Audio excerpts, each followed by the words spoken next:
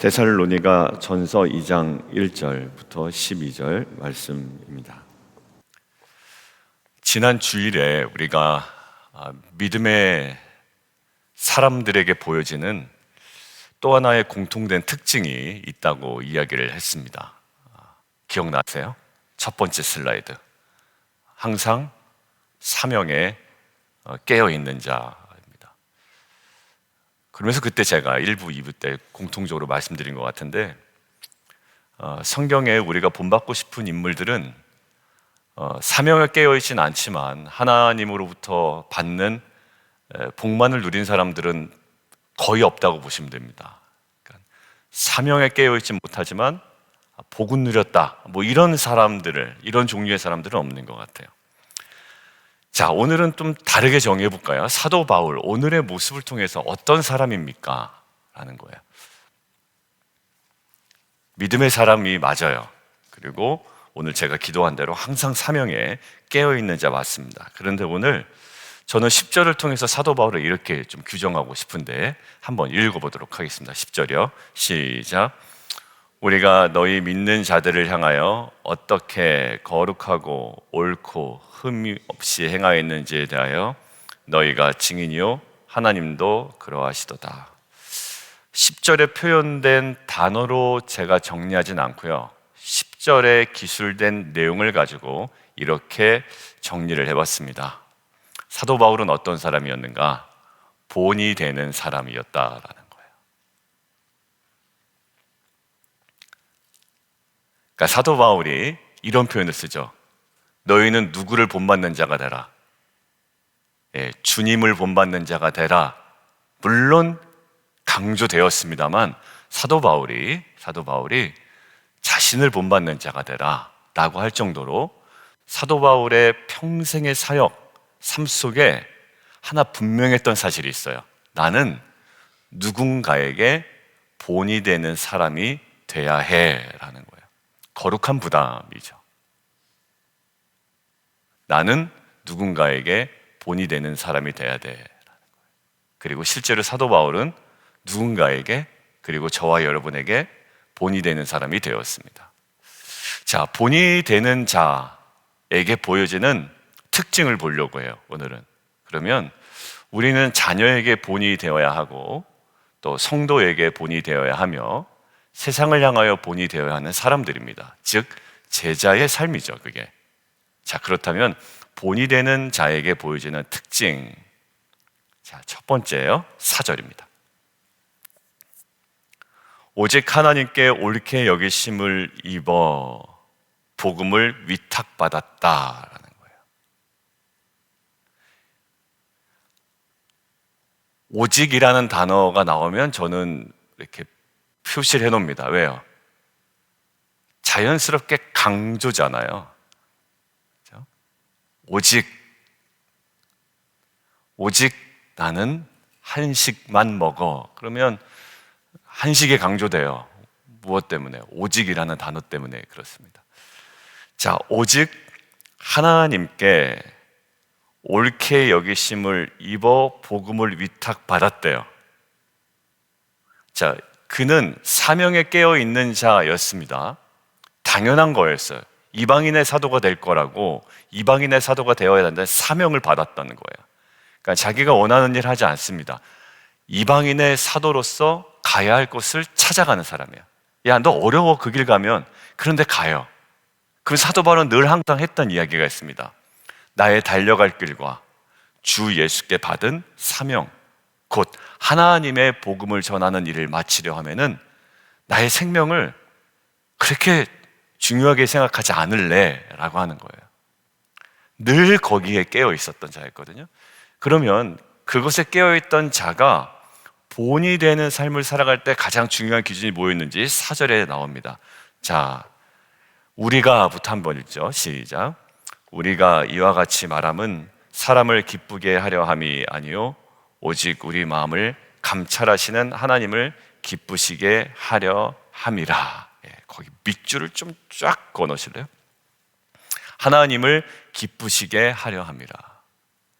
누군가의 본이 되기 위해서 사람들을 기쁘게 하는 경우 참 많습니다. 우리가 입을 열어서 복음을 전해야 할 때, 누군가의 본이 되고 싶을 때 그 사람을 기쁘게 하는 마음이 있어요. 좋아요. 왜냐하면 그 사람은 마음을 상하게 한 다음에 복음을 전하는 것은 의미가 없잖아요. 매우 중요한데 오늘은 사람을 기쁘게 하는 것은 하면 안 돼가 아니라 그보다 더 우선되는 어떤 속성과 태도와 자세가 있다는 거예요. 복음을 제대로 선포하면 관계가 깨질까 봐 염려하고 그냥 나를 좋게 여겨주기를 바라는 마음으로 그냥 어정쩡한 태도로 우리가 있을 때가 있다는 거예요.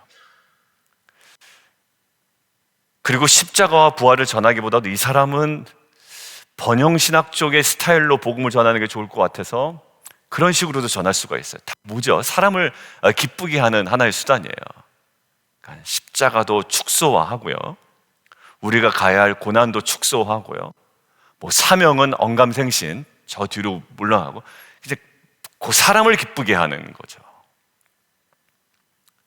그러나 사람을 기쁘게 하려고 복음을 전하는 것이 아니고, 여러분들 여기서 왜 사도 바울이 이것들을 강조하냐면 3절 한번 보실래요? 자, 지금 제가 얘기하고 있는 그 노선에서 빠지지 마시고 생각은 3절 그대로 한번 보세요. 우리의 권면은 간사함이나 부정에서 나는 것이 아니요 속임수라는 것이 아니라, 갑자기 왜 좀 자극적인 단어를 쓸까? 나는 간사하지 않아, 나는 부정하지 않아, 나는 속이는 것도 아니야. 너무 약간 좀 걸맞지 않는 너무 자극적인 표현이잖아요. 왜냐하면 배경을 아셔야 돼요. 이때 배경은 사도 바울처럼 돌아다니면서 순회 설교자들이 있었어요. 뭐 하려고? 돈 벌려고. 왜? 다니면 재워주기도 하고 수고하셨다고 돈도 주고 이러잖아요. 그러니까 그게 하나의 밥벌이가 된 사람들이 있어요. 그러니까 그 사람들의 특징은 사람들의 마음을 어떻게 한다? 훔친다. 자, 딱 극명에 갈려요. 그 사람들의 목표는 뭐냐면 사람들의 마음을 싹 훔치는 거예요. 그럴듯한 속임수로, 마치 방문 판매업 하면서 물건 파는 사람처럼, 이거 쓰면 좋고 피부가 광택이 나고 물광이 나고 이전에는 없었던 화장품입니다, 막 이러면서 말이죠. 그러니까 그렇게 속이고 간사한 말로 사람들의 마음을 훔치는 그들과는 달라라는 거예요. 그러니까 거기서 제일 중요한 태도가 뭐죠? 내가 사람을 기쁘게 하지 않아. 그게 내 삶의 목표였던 본이 되는 삶의 가장 중요한 기준은 사람을 기쁘게 하지 않는다라는 거예요. 어디요? 우리의 마음을 감찰하시는 하나님을 기쁘게 한다. 그러니까 하나님이 내 뭘 아신다? 중심을 아신다. 내가 간사함으로 하는지, 부정해서 하는 것인지, 속이는 것인지, 자기의 영광을 구하는 것인지 하나님께서 다 감찰하신다라는 거예요.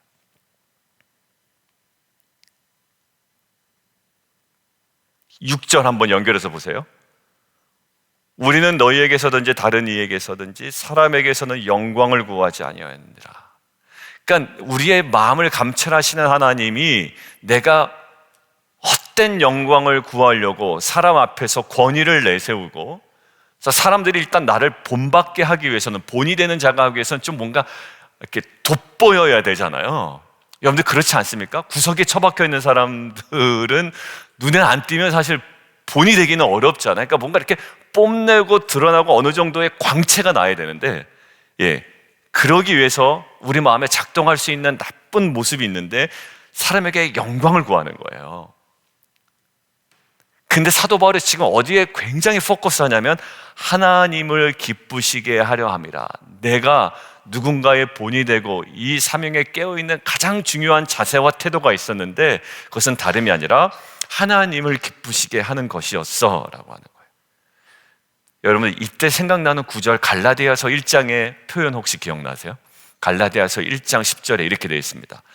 이제 내가 사람들에게 좋게 하랴 하나님께 좋게 하랴, 사람들에게 기쁨을 구하랴. 내가 지금까지 사람의 기쁨을 구하는 것이었다면 그리스도의 종이 아니다라는 거예요. 그러니까 나는 그리스도의 종된 자인데 거기에 가장 핵심을 어디에 두고 있습니까? 사람의 기쁨을 구하는 자가 아니다라는 거예요.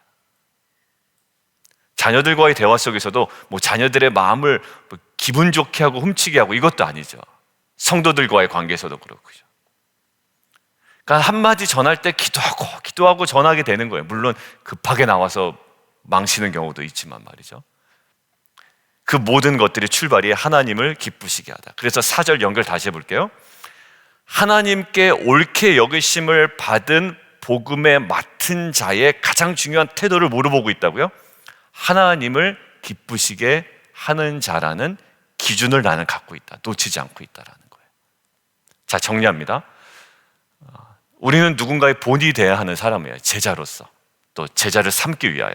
근데 가장 중요한 거요, 돈으로 환심을 사는 것도 아니고 나의 어떤 세상적인 인정으로 그것도 아닙니다. 가장 중요한 출발점은 하나님을 기쁘시게 하는 가장 중요한 마음의 동기와 태도와 자세부터 우리가 출발되어야 할 줄 믿습니다. 결국 그의 모든 우선은 하나님이 기뻐하시는 일이 그의 사역의 우선이었고요. 그 때문에 그에게 주어진 건 항상 자유함이 있었다라는 거예요. 오해 굉장히 많이 받았죠. 사도 바울처럼 오해받은 사람은 없습니다. 그러니까 데살로니가 전서에는 없는데요, 다른 서신서에 보면 하나님의 사도된, 예수 그리스도의 사도된 나 바울은 자기의 사도권을 주장하는 이유는 사도권을 사람들이 자꾸 부정하니까. 근데 데살로니가 교회 성도들은 그것에 대해서는 부정하지 않았던 모양이에요. 사도라는 것을 강조하지 않아요. 근데 항상 자유함이 있었어요. 항상 어려움이 있었지만. 그러니까 교회 안과 교회 밖에서 하나님을 위해 봉사하고 누군가의 본이 되기 위해서 살아가는 저와 여러분에게 분명히 귀담아 들어야 될 말씀입니다. 사람 눈이 아닌 주님의 눈을 의식해야 되고, 보이는 사람보다는 보이지 않는 하나님을 더욱더 깊이 의식함으로 주님께서 기뻐하시는 정말 그 영광스러운 이 제자의 삶을 완성해가는, 채워가는 저와 여러분 되기를 주님의 이름으로 축원합니다. 근데 그렇게만 돼 있지 않아요. 본이 되기 위해서 첫 번째 조건은 하나님께 옳게 여심을 받는 자로 세워지는 건데, 그게 하나님을 기쁘시게 하는 그 의식 속에 살아가는 거였습니다. 두 번째는 7절이에요. 분명히 사명이 있고 그리고 하나님을 기쁘시게 한다라는 분명한 의식도 있고 이러기 때문에 우리가 빠질 수 있는 위험이 있는데요, 자기의 권위를 주장하는 거예요. 7절에 보면 나는 하나님을 기쁘시게 하는 자야 라는 거죠. 나는 하나님을 기쁘시게 하는 자야, 나는 사람 의식 안 해. 이러다가 또 관계가 무너지는 경우가 있더라고요. 좀 독선적이고 권위적이고 사람이 이렇게 되는 거예요.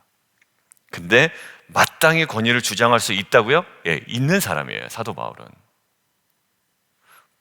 주장할 수 있죠. 그런데 그보다 더 소중히 여기는 것이 있대요. 도리어라는 거예요. 이 표현이 참 감사해요. 이게 필요 없다라는 게 아니라 그보다 더 우선되는 것이 있다라는 거예요. 도리어 뭐예요? 유순한, 너희 가운데서 유순한 자가 되어 유모가 자기 자녀를 기름과 같이 했다. 어미의 심정인데요, 어미의 심정의 특징 8절입니다. 이같이 너희를 사모하여 복음뿐만 아니라 우리의 목숨까지도 너희에게 주기를 기뻐함은 즉 너희가 우리의 사랑하는 자 됨이라 라는 거예요.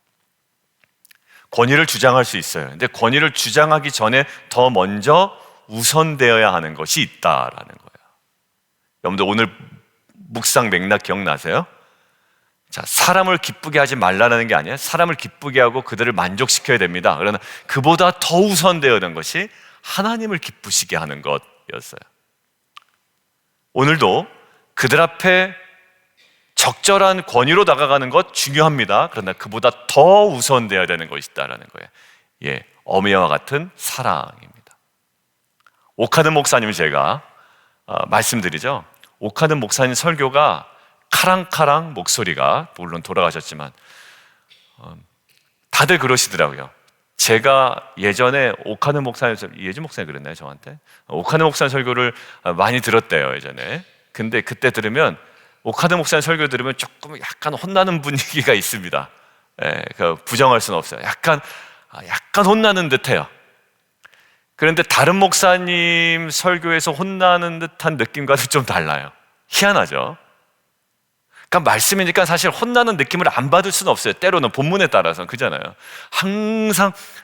근데 오카드 목사 설교의 특징은 뭐냐면 그 안에 그 막 날카로운 어떻게 보면 비판도 있고 우리를 혼내는 그런 말씀도 하는데 거기 안에 있는 그 사랑이 느껴진다는 게 참 신기하죠. 그래서 그 말씀이 굉장히 우리에게 파워풀해요. 그리고 제가 여러 번 강조했어요. 자꾸 이렇게 좀 듣고 싶다.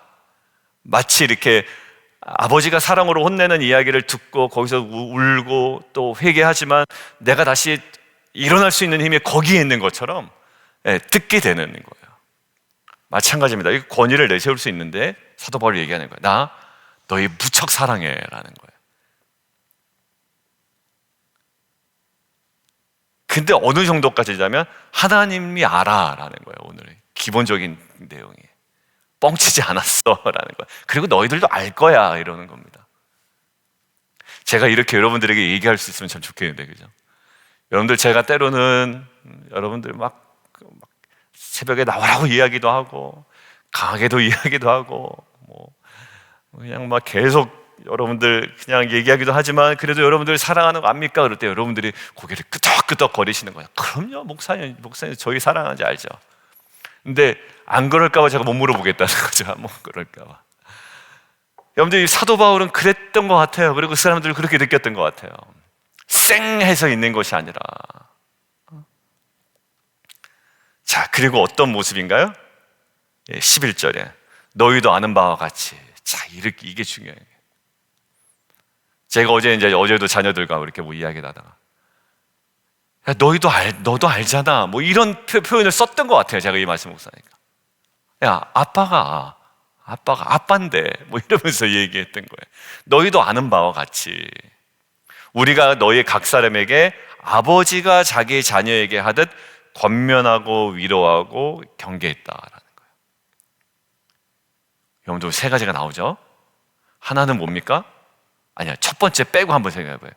누군가의 본이 되기 위해서 뭔가? 사랑으로 감싸야 돼요. 그죠? 권위를 내세울 수 있지만, 그리고 아비가 하듯 권면하고 위로하고 경계해야 됩니다. 그런데 저는 이거보다 뭐가 더 앞서 있다는 것을 주목했어요. 오늘 그 모든 것들, 그 자녀가 기쁘게 되거나 성도들이 기쁘게 하거나 성도들이 조금 더 나에 대해서 호감을 갖도록 내가 막 속임수나 감언이설이나 적당한 말로 둘러대는 것이 아니라 어디에 반드시 서 있었다라는 전제가 있죠. 나는 지금 이 사람과 이야기하고 있지만, 내 자녀와 이야기하고 있지만, 나와 껄끄러운 그 사람과 지금 이야기하고 있지만 기준은 뭐다? 하나님을 기쁘시게 한다. 하나님을 기쁘시게 한다. 그리고 하나님이 원하시는 방향대로 권면한다. 그리고 무엇보다도 그럼에도 불구하고 나는 이들을 사랑하는 마음으로 다가간다. 이 세 가지가 적절하게 이루어졌다고 한번 생각을 해보세요. 누군가의 본이 되어 있을 것 같아요. 정말 분명하게 하나님을 기쁘시게 하는 이 기준에서 멀어지지 않을 때, 그리고 그 권위를 주장하지 아니하고 먼저 사랑으로 정말 유순한 자가 되어 유모가 자기 자녀의 기름과 같이 사랑으로 품고 나아갈 때, 그리고 아버지가 자기에게 하듯 자녀에게 하듯 권면하고 위로하고 경계할 때, 결국 우리가 제자 삼기 전에 누군가로부터 본이 되고 싶은 자로 세워지는 은혜가 있을 겁니다. 속 좁고 자기만 알고 자기 돋보이는 데만 신경 쓰고 자기만 편하려고 하고, 이게 본이 될 수는 없을 것 같아요. 그죠? 그런 상태에서 아무리 맛있는 거를 많이 사준다 해도 이게 뭐가 본이 되겠어요? 오늘 세 가지 꼭 기억해요. 그리고 가장 첫 번째, 하나님을 기쁘시게 하는 자, 사람의 영광을 위하여 사역하지 않는 하나님을 기쁘시게 하는 자, 어미와 같이 사랑하는 자, 아비와 같이 그러나 권면하고 위로하고 늘 경계하며, 12절 마지막, 그로 하여금 하나님께 합당히 행하게 하려는, 뭐와 연결되어 있죠? 마태복음 28장. 너희는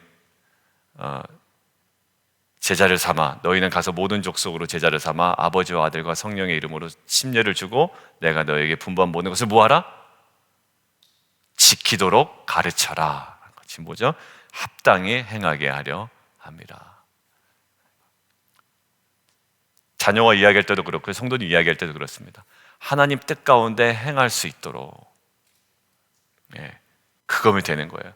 뭘 하든 어딜 가든 사실 상관없습니다. 월요일 날 큐티 모임 때 사실 이사해야 되는 가정들도 있고, 혹시 뭐 타주로 또 가야 되나라고 기도하는 가정들도 있고요. 근데 사실 어디든 상관없고 무엇이든지는 상관없어요. 그러나 분명한 건 하나님께 합당하게 행하는 거예요. 하나님을 기쁘시게, 하나님을 만족시키는 그러한 삶을 살아갈 때 정말 본이 되는 빛과 소금의 공동체가 되었으면 좋겠고, 또 그런 성도들이 될 줄 믿습니다. 그리고 그렇게 해 나가시는 것 너무나 감사드립니다. 아까 오늘 주신 말씀 가지고 또 묵상과 함께 좀 기도하며 나가도록 하겠습니다. 함께 기도하겠습니다.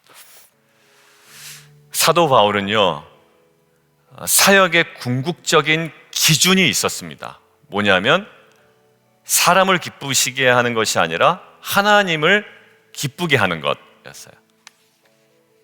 하나님을 기쁘시게 하려 함이라.